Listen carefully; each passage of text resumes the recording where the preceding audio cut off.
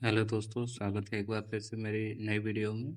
आज की वीडियो है क्लास 8 की एडोलसेंस चैप्टर 10 की एक्सरसाइज का सॉल्यूशन पर आज हम लोग बात करेंगे। इसमें जैसे कि देख सकते हैं आप, पहला क्वेश्चन है, what is the term use for secretion of endocrine gland responsible for changes taking place in the body. यानी अ, कौन सा टर्म है यूज किया जाता है जो ये बताता है secretion of endocrine gland responsible है बॉडी में जो भी चेंजेस होता है उसके लिए।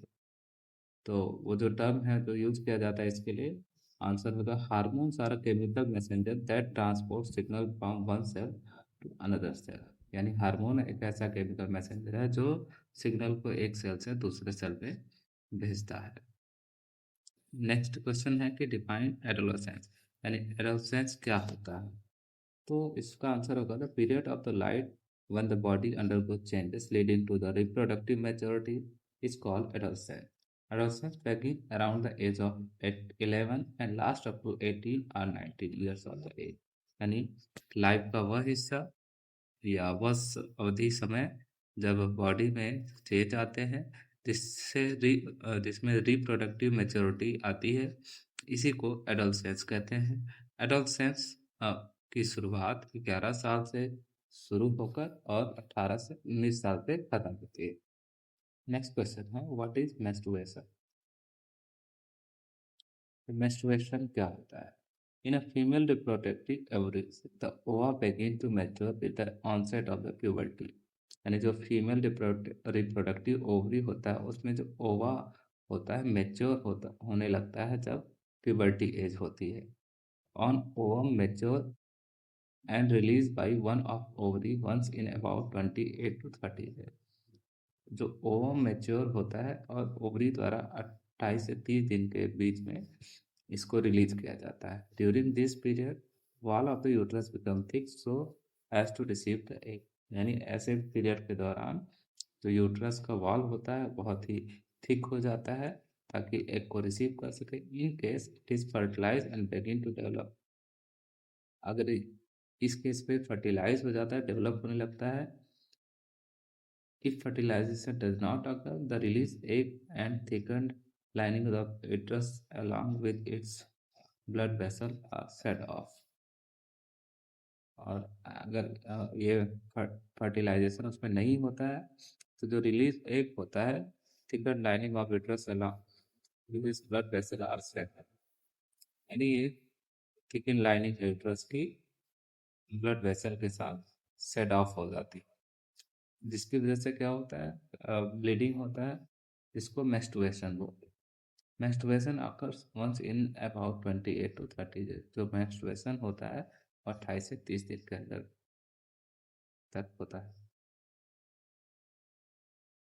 नेक्स्ट क्वेश्चन है, list changes in the body that take place at puberty. In हमारी बॉडी में प्यूबर्टी एज कौन कौन से चेंजेस होते हैं। तो इसका आंसर होगा common changes occur among boys and girls during puberty. जो चेंजेस हमारी बॉडी में होते हैं प्यूबर्टी टाइम में, पहला जो है sudden increase in height. Height में इंक्रीज होता है अचानक से। चेंज इन बॉडी से बॉडी का शेप भी चेंज होता है। Change in voice, in voice voice become deep and harsh. In girls it is high pitched voice. Voice पे भी चेंज होता है, जो लड़के होते हैं उनकी वॉइस गहरी और हार्श थोड़ा तेज हो जाती है और लड़कियों की आवाज़ पतली हो जाती है। Increase activity of sweet and sebaceous gland. Sweet और सेबेशियस ग्लैंड की वृद्धि होती है जिससे एक्ने होने के चांसेस बढ़ जाते हैं। Reproductive organs begin to mature. जो रिप्रोडक्टिव ऑर्गन होते हैं टेस्टिस वगैरह, पेनिस वगैरह, ये जो है मैच्योर होने लगते हैं। Appearance of the secondary sexual character. हाँ, सेकेंडरी सेक्सुअल कैरेक्टर का अपीयरेंस आने लगता है।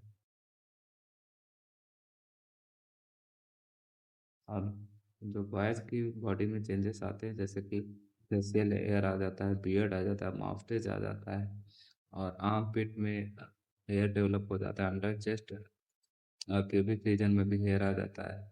Voice become deeper. वॉइस बहुत गहरी हो जाती है। मसल डेवलप हो जाता है।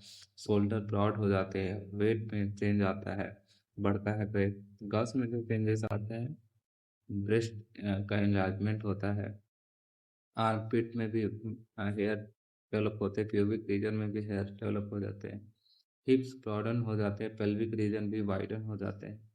Initiation of the menstrual cycle का भी इनिशिएशन होने लगता है, और फैट डिपोजिशन होने लगता है हिप्स। इस तरह से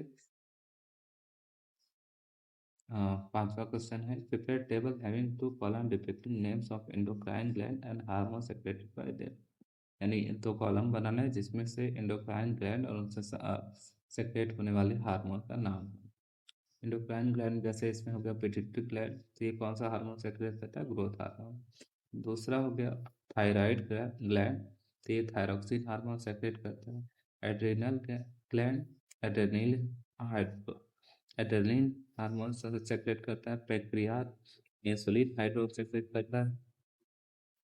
टेस्टिस टेस्टोस्टेरोन हार्मोन सेक्रेट करता है। और ओवरी एस्ट्रोजन और प्रोजेस्टेरॉन हार्मोन सेक्रेट करता है। तो आज की क्लास में बस 5 ही क्वेश्चन को डिस्कस कर रहे हैं। अगली क्लास में अगले बाकी क्वेश्चन को डिस्कस किया जाए। तब तक के लिए धन्यवाद।